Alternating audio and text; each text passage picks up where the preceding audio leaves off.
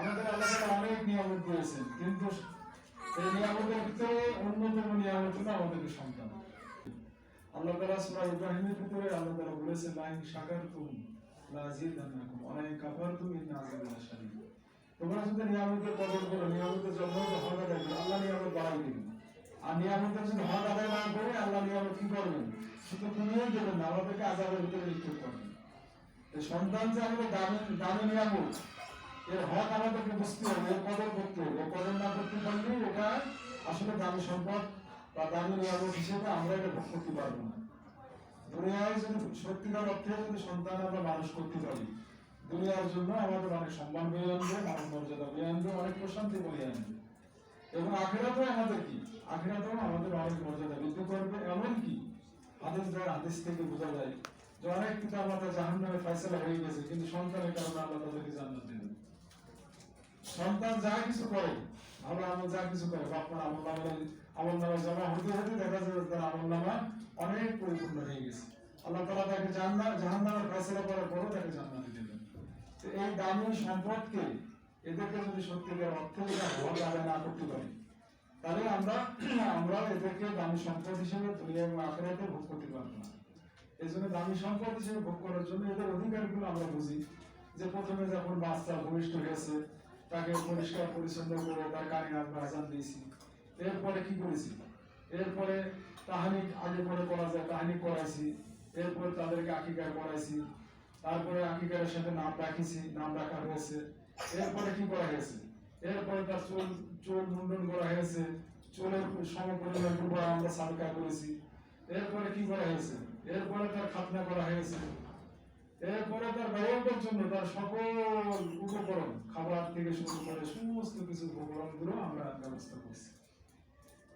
এবং এটা হাদিস শরীফে আসছে যে পিতা মাতার দায়িত্ব হলো যে একটা সন্তান সাবালক না হওয়া পর্যন্ত তার সকল দায়িত্ব বাপমা পালন করতে হবে।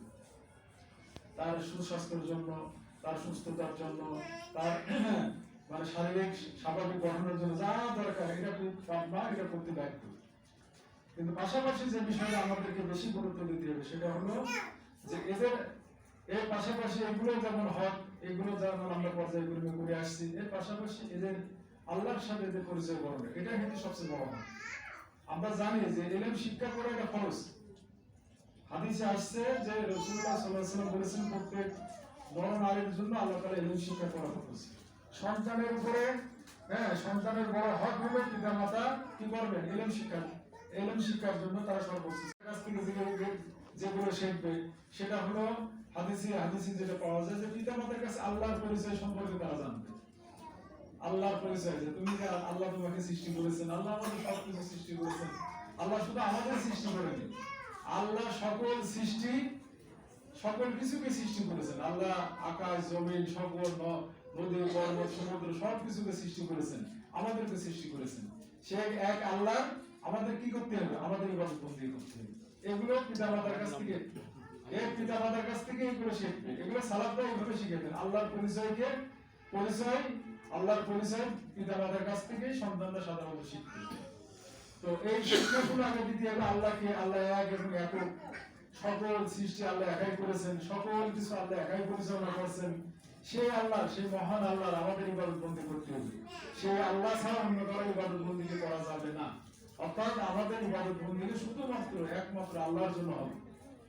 এরপরে আল্লাহর যে সকল গুণবাচক নাম আছে, আসমাউল হুসনা, সেই সকল নামের বিষয়গুলো যতটুকু সম্ভব সেই সকল নামের বিষয়গুলো তাকে ধারণা দিতে হবে।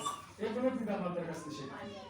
কোন পিতা মাতা যদি তার সন্তানদেরকে পর্যায়ক্রমে যদি আল্লাহ যে ইলমগুলো খরচ করেছে সেই ইলমগুলোর সাথে পরিচিত না করান, সেই ইলমগুলো শিক্ষার ব্যাপারে চেষ্টা না করেন, কিয়ামতের দিন কঠিন ভাবে সে মুসিবতে পড়ে যাবে।